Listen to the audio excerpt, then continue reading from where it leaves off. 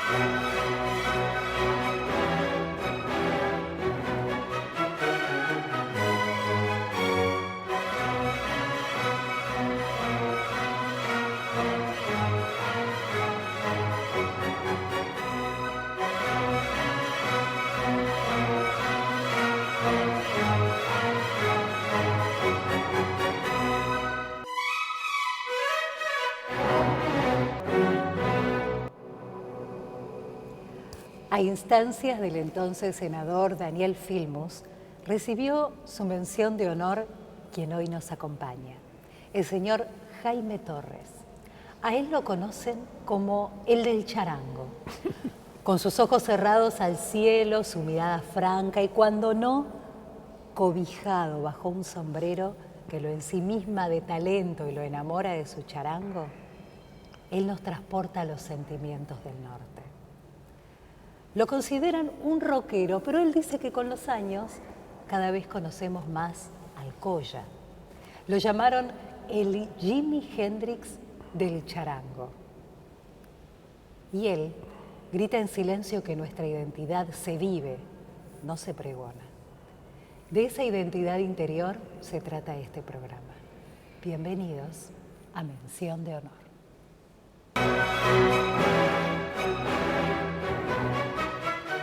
Mención de honor del senador Domingo Faustino Sarmiento para el señor Jaime Torres.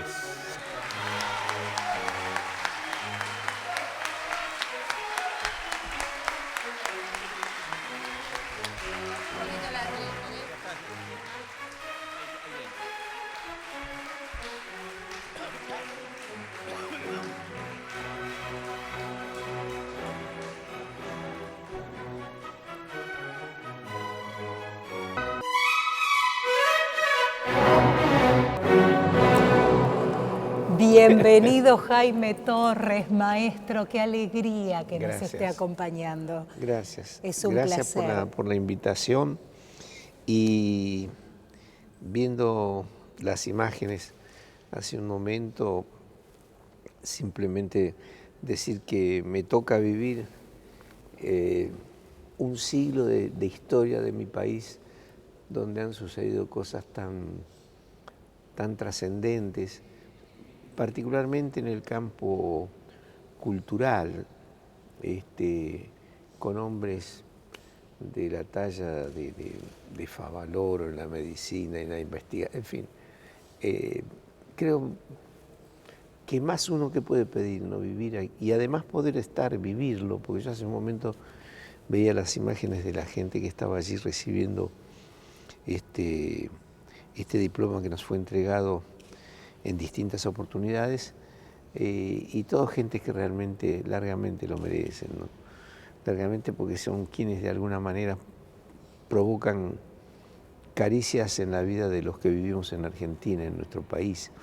Y cuando salimos de él, la suerte del reconocimiento de toda esta gente. Ese es el espíritu de este programa, maestro, Mención de Honor, la mención Domingo Faustino Sarmiento, que desde el año 2004 a la fecha ha entregado decenas o mejor dicho, ha reconocido a decenas de personalidades. Justamente es una decena los que nosotros entrevistamos en este ciclo, y nombres como Guillermo Vilas, el doctor Klicksberg, el doctor Fuster, José Cura, Carlitos Balá, usted. Hombres realmente maravillosos e indispensables en diversas disciplinas que son los que nos están acompañando. Pensaba y le contaba al maestro, Tantanacui en quechua significa encuentro. Y este es mi deseo, que podamos tener un Tantanacui, un encuentro aquí en esta hora para conocer, si bien el maestro Jaime Torres siempre ha sido muy abierto, muy sencillo, muy sereno en su vida artística, ha compartido siempre su quehacer y su andar con esas mismas características con su público. Y en esta presentación comentaba de este enamoramiento que usted tiene con su charango, del cual pareciera que al público nos deja como espiarlo, ¿no? Como ser parte. Se lo ve en un disfrute tan profundo en el contacto con su instrumento que pareciera que tiene la generosidad no de compartirlo con nosotros, sino de dejarlos acompañarlos. Por eso me gustaría que usted nos cuente cómo ha sido ese tránsito junto al charango que lo acompaña en su vida y lo hace notorio. De lo que es seguro que usted no va a escuchar hablar de carreras artísticas, ni la carrera de nada, porque en realidad, si bien es cierto, me gusta el deporte y me gusta correr, pero no en la música. Y hay tantas cosas que hoy suenan un poco duras si uno ve con ese romanticismo al arte, a la música, pero al arte en general, ¿no? De pronto hoy se encuentra usted con industrias culturales. Pero bueno, los tiempos indudablemente han ido modificando una cantidad de cosas, pero quiero por sobre todas las cosas decir que no avalar lo que le estaba comentando recién, pero sí certificar esto de una manera. Yo fui obrero hasta los 30 años, fui obrero de los muebles, de la madera, que era el material que utilizó mi padre, que al decir de Jaime Dávalos decía Eduardo Torres, hacedor de charangos como charangueros, porque me construyó una cantidad de instrumentos con los que yo acompaño en mi vida. Y digo esto, que es un dato un tanto revelador. Nosotros comenzamos a tocar con Ariel en el año 58. Por el país, tuve la suerte de ingresar ya con un grupo reconocido, admirado, como era Don Atahualpa, como era Eduardo Falú, y que uno siempre los veía a la distancia, ¿no? Y de pronto, cuando soy convocado por Ariel para iniciar esta tarea que después se desarrolló durante tantos años y despertó cariñosamente a los oídos del público, de la gente en general, porque era algo que no estaba hecho, es decir, un charango, un instrumento criollo y un instrumento culto, si se quiere, que venido de Europa, como es el piano. Y de allí comenzamos a sumar, y hubo una conjunción que durante años fue. En el año 64 grabamos la Misa Criolla, pero yo dejé de trabajar al poco tiempo de haberme casado en el año 69. O sea que nunca creí absolutamente nada respecto a las bondades económicas que me podían brindar el instrumento como hoy sí realmente lo hago. Pero me costó mucho darme cuenta y establecer esto, porque yo siento una felicidad muy grande cuando toco el instrumento, porque son instrumentos que para hacer su aparición en esta sociedad desde hace años costó mucho trabajo, costó toda una convicción y una firmeza, acompañado de una firmeza en cuanto a conducta, en cuanto a qué es lo que uno pretendía del instrumento.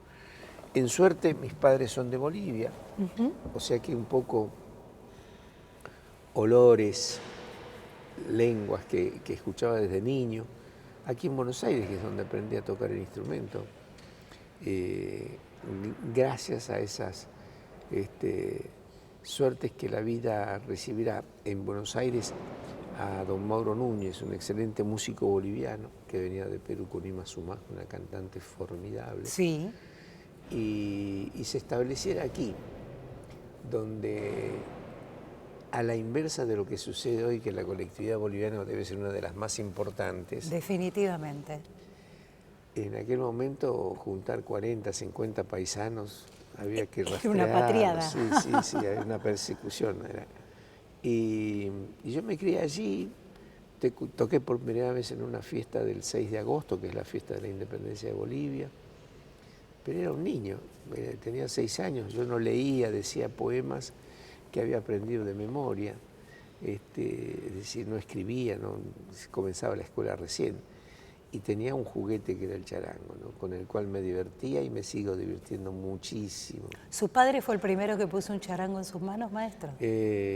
No, es el que me acercó al instrumento, pero el instrumento, en alguna oportunidad, don Mauro Núñez visitaba la casa y venían con sus instrumentos. Y había así esas cosas a primera vista, ¿no? Yo vi el instrumento, no sé si porque era pequeño, me animé enseguida, ¿no? Entonces apenas la gente se descuidó y pasaba a otro espacio, yo fui a tocarlo como hacen los chicos. Imagen que uno después en la vida y en el tiempo la ve reiterada con los nietos, que se acercan a un instrumento para ver cómo es, ¿no? Sí, esa cosa tan linda como quien acaricia un juguete. Y yo creo que seguramente que en uno hay algo, una condición, es indudable, ¿no? Pero hay un gran mérito de los maestros, porque el aprendizaje fue auditivo-visual, no era por lectura musical. Y aquella persona que me enseñaba y me educaba para el arte del charango, tampoco leía ni escribía música. Entonces tenés que mirar, ves que era toda la memoria y la paciencia de quien enseñaba. Y es muy instintivo también. Sí, y no había una gran paciencia para quien aprendía, porque hay una palabra que siempre a uno lo aleja, y sobre todo siendo niño, ¿no? Que dice estudiar. Entonces, conmigo utilizaban la palabra de practicar. Tienes que practicar, decía. Tienes que practicar mucho, ¿no? Y como en todo aprendizaje, hay momentos felices que son muy lindos y otros que venían acompañados de algún tirón de orejas, ¿no? Porque no se hace lo que le piden que haga. Y había un compromiso, una cosa muy firme, porque imagínense, yo por esta avenida de Mayo, Rivadavia, recuerdo aquellos cursos de los años 46, 47, en alguna oportunidad tuve suerte de conocer o de estar al lado o recibir una caricia de Eva Perón. Había, como hoy existe una Secretaría de Cultura o un Ministerio de Cultura, se llamaba la Secretaría de Espectáculos Públicos, que organizaba estos eventos y todas estas cosas abiertas, donde César Jaimes, un gran músico, un talentoso investigador, estudioso, compositor, era quien lo organizaba. Y había toda una caricia desde siempre, porque era algo como un bichito en extinción, porque no se tocaba el charango. Si bien es cierto, existía el instrumento, se tocaba en las zonas altas, en Bolivia, en Perú, pero al ser uno de los instrumentos criollos, no era lo que uno había entendido que era esa palabra de de la civilización y todo esto. Yo soy de la época de que pregunté un día a la maestra y me dijo, a ver, Torres, venga, me dice, ¿cuál es su duda? Y le digo, no, estaba preguntándome por el 12 de octubre. Bueno, usted el 12 de octubre, resúmalo así, es el día que llegó la civilización. Y yo creo que esa frase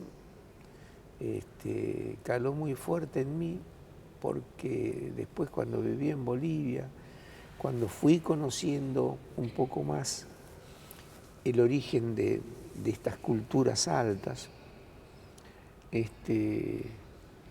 pensé, como todos nosotros pensamos, que los españoles llegaron, instalaron una cantidad de cosas, pero que existía una cultura y una civilización fuerte, firme e importante, que fue arrasada, y a partir de ese momento el hombre se refugió, ese instinto que tiene el hombre, sobre todo el de la puna, el del altiplano, de las montañas, ¿no? Esa serenidad de escalar alto para poder ver de allí todo lo que acontece, ¿no? Es decir, una suerte de meterse dentro de uno mismo, ¿no? Para poder observar. Y el arte, la música, pero el arte en general, tuvo mucho que ver en todo esto, en lo que hoy conforma este deseo de patria grande,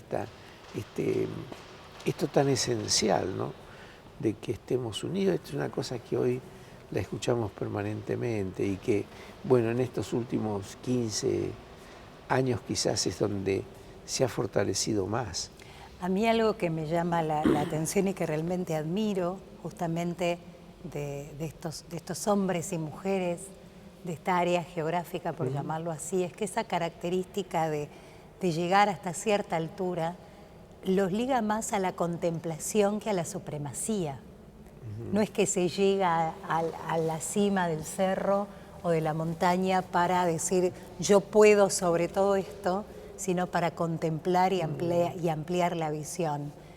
Y como espectadora tengo con respecto a usted, Jaime, esa sensación que todo el derrotero por el cual ha transitado a través de su carrera, recorriendo el mundo, compartiendo escenarios con los más variados referentes de la música. Le comentaba con el maestro antes de comenzar que me impactó la presentación que hizo con Divididos, por ejemplo, y que la gente, lejos de hacer el silencio que hacemos todos para escuchar el mínimo acorde del charango, gritaban y vivaban y revoleaban remeras. Sí.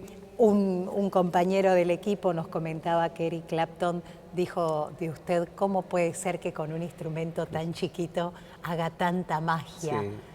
Yo conocí a don Eric Clapton, a ese semejante hombre, músico, artista, en Tokio, en Japón. En Japón. Y en un momento los muchachos lo habían observado por la calle y yo le hacía en son de broma, le decía, pero anda a saludarlo. Y desapareció. Entramos allá en Japón se cierran más bien temprano los lugares, que como en buenas partes del mundo, ¿no? Entonces ya quedaba un autoservice y me fui hasta el mostrador a pedir algo y miré al costado así y había un grupo de gente, ¿no? Un grupo grande de gente, 10, 15 personas. Y entonces veo que estaba Eric Clapton. Entonces yo agarro, me doy vuelta y lo saludo. Digo, hello Eric, how are you? Yo no hablo inglés, no sé hablar quechua así, pero... Y entonces cuando volví a los chicos, comenzaron a reír, sí, bueno, estás cargando. No, está ahí, le digo. Y estaba ahí. Y entonces rápidamente fueron con las cámaras, y en fin. Pero lo de esto y lo positivo de esto es que ellos se presentaron como músicos y que al día siguiente tenemos un concierto. Y él preguntó quién era y qué toca, y dice, la música... Entonces decía, la música indiana. Y sí, la música criolla, folclórica, como decimos aquí.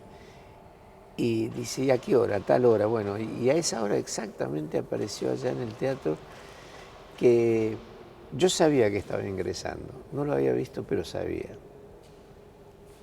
Sabía. Hay algo que sucede cuando uno está en un escenario, ¿no? Que termina como poseído por eso. Yo sabía que estaba llegando. Bueno, terminamos y efectivamente apareció en el camarín. Y fueron momentos muy lindos, como el momento con Paco de Lucía, con Heinz Sauer, un saxofonista. Esto ocurre en las mejores familias, ¿eh? Sí, no hay ¿Qué va a ser? problema. Y fueron momentos para mí muy, muy, muy lindos, porque no era yo el que estaba, éramos cantidades de gentes, de hombres, que somos parte de, de- de lo que existe y de lo que hay de estas culturas, ¿no?